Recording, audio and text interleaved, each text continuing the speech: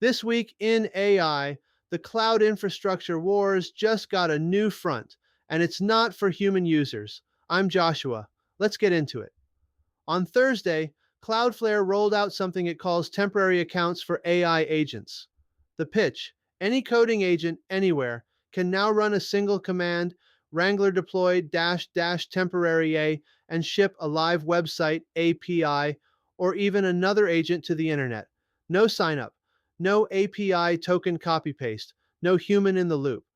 The deployment lives for 60 minutes. If a human claims it in that window, it becomes a permanent account under their name. If nobody claims it, the worker and its bindings, databases, storage, the lot, get torn down automatically. Cloudflare's framing in the blog post is blunt. Today's auth flow was built for a developer sitting at a desk with a browser tab. Background agents, the kind that iterate and write, deploy, verify loops, hit a hard stop at the OAuth wall. So Cloudflare is rewriting the wall. The mechanism is interesting.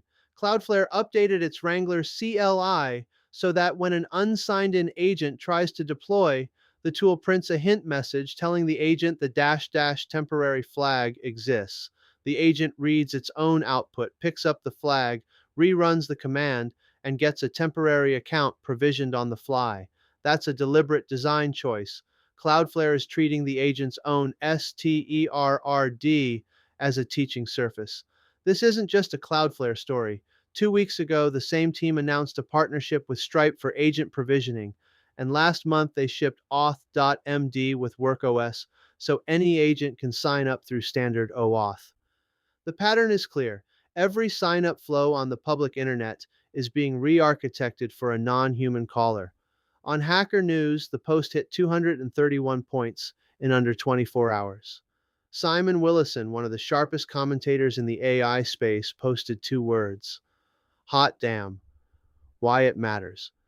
The hyperscaler race used to be about who has the most GPUs.